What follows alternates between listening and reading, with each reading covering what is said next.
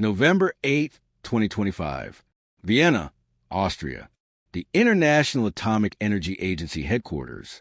At 2:17 p.m. Central European Time, according to the IAEA's official press release, Director General Rafael Mariano Grossi convened an emergency briefing for the Board of Governors.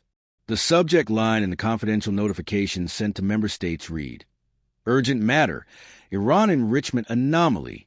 But the contents of that briefing, which leaked to Reuters and the New York Times within 48 hours, revealed something far more dramatic.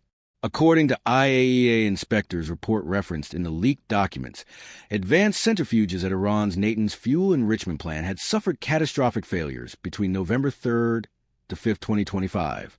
Not mechanical wear, not power fluctuations, deliberate sabotage, and the evidence suggested the saboteurs had been inside the facility. Natanz sits approximately 250 kilometers south of Tehran in Isfahan province. The facility is not hidden. Iran declared it to the IAEA in 2003 after satellite imagery exposed its construction.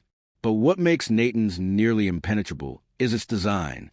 According to declassified U.S. intelligence assessments and IAEA technical reports, the main enrichment halls are buried approximately 8 meters underground and covered with concrete, providing protection against aerial strikes. Access is controlled through multiple security checkpoints with biometric screening. IAEA cameras monitor enrichment cascades 24/7 under safeguards agreements. Iranian Revolutionary Guard Corps personnel provide external security with anti-aircraft batteries positioned around the perimeter visible in satellite imagery. This is not a facility you simply walk into.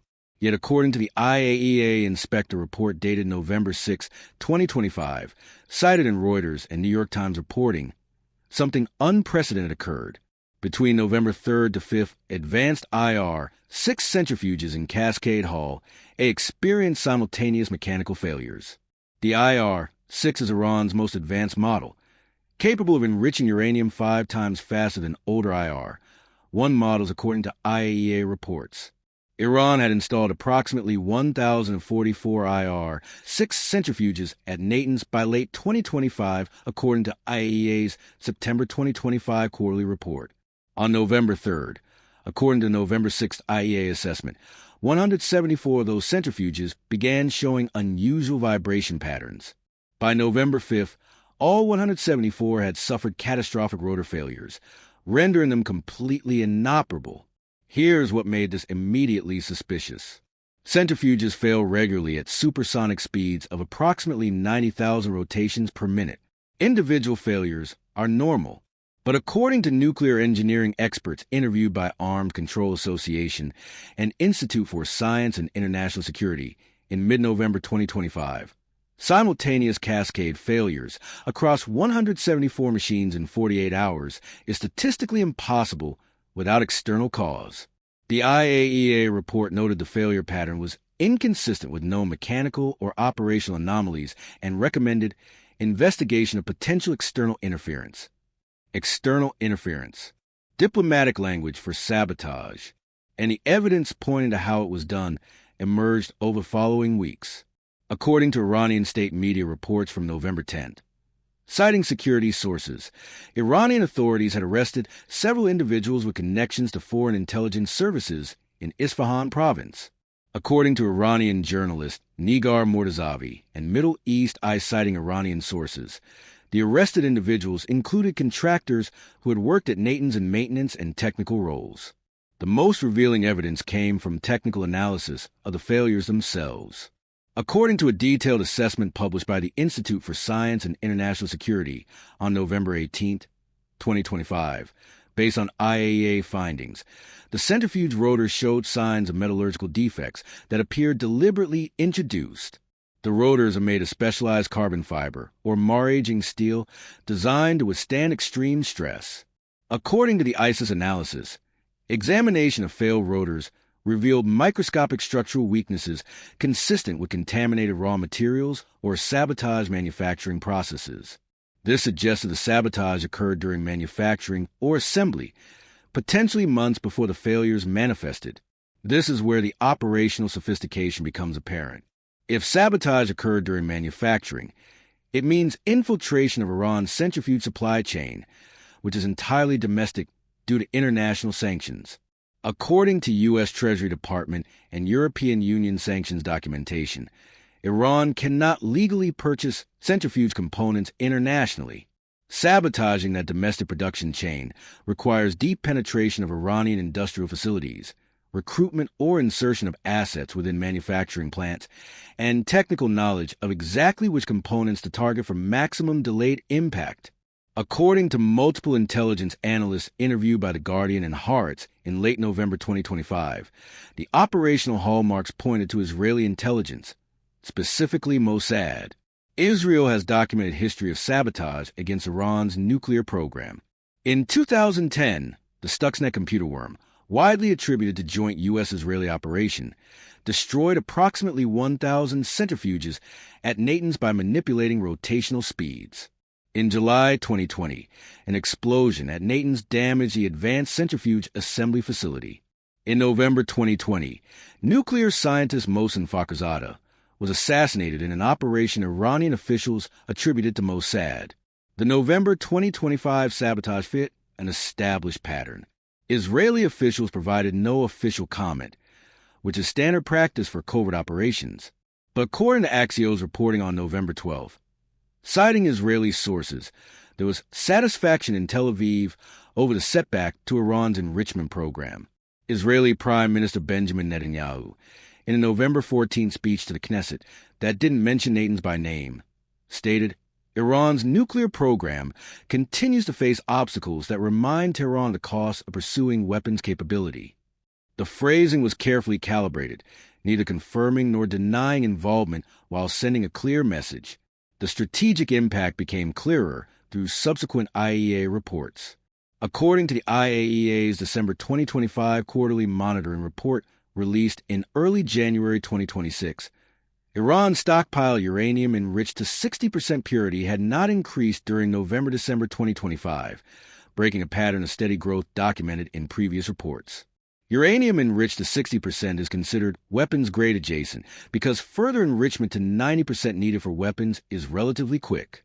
The plateau in stockpile growth suggested Iran's enrichment capacity had been significantly degraded. According to technical analysis by Arms Control Association experts, losing 174 advanced IR, 6 centrifuges represented approximately 15 to 20% of Iran's total advanced centrifuge capacity at Natanz. Replacing them would require manufacturing new centrifuges, installing them in cascades, and running tests, a process taking several months minimum. Additionally, according to ICE's analysis, the sabotage created a trust problem. If contaminated materials had infiltrated the supply chain once, could it happen again? Would Iran need to inspect all existing centrifuges for similar defects? That uncertainty compounded the operational impact.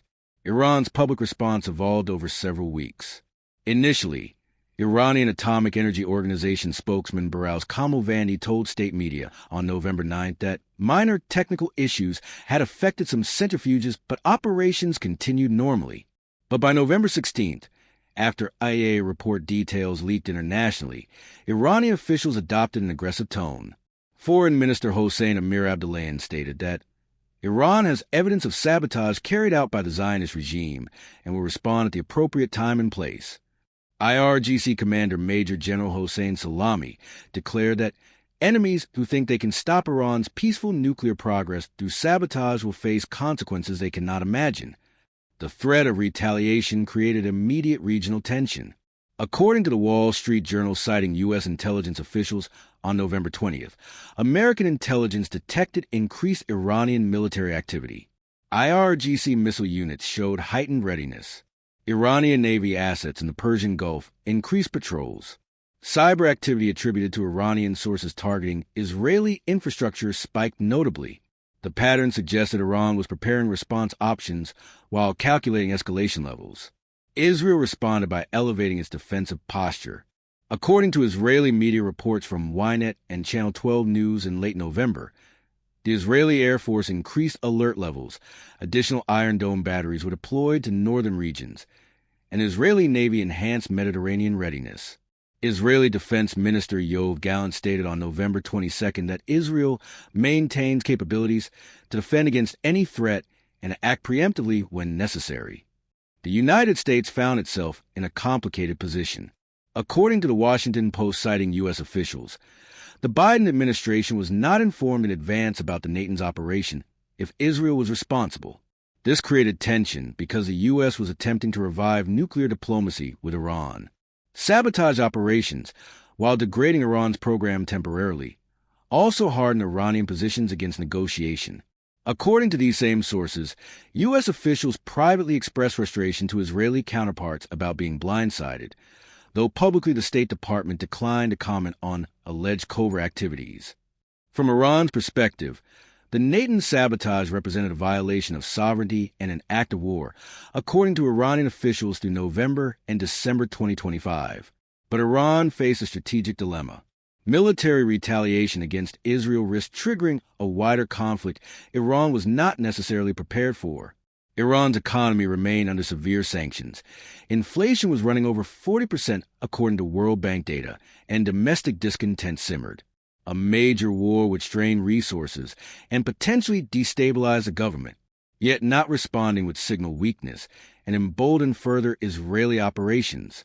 Iran's actual response was calibrated and multifaceted. According to U.S. Central Command statements and regional media reporting through December 2025 and January 2026, Iranian-backed militia groups in Iraq increased drone and rocket attacks on U.S. facilities. In Syria, according to Israeli military statements, attempts to smuggle advanced weapons to Hezbollah increased, prompting multiple Israeli airstrikes. In the cyber domain, according to cybersecurity firms including Checkpoint and Clearsky, Iranian hacking groups intensified operations against Israeli targets, including attempted intrusions into water systems, electrical grids, and government networks. Iran was responding through proxies and asymmetric means rather than direct military confrontation.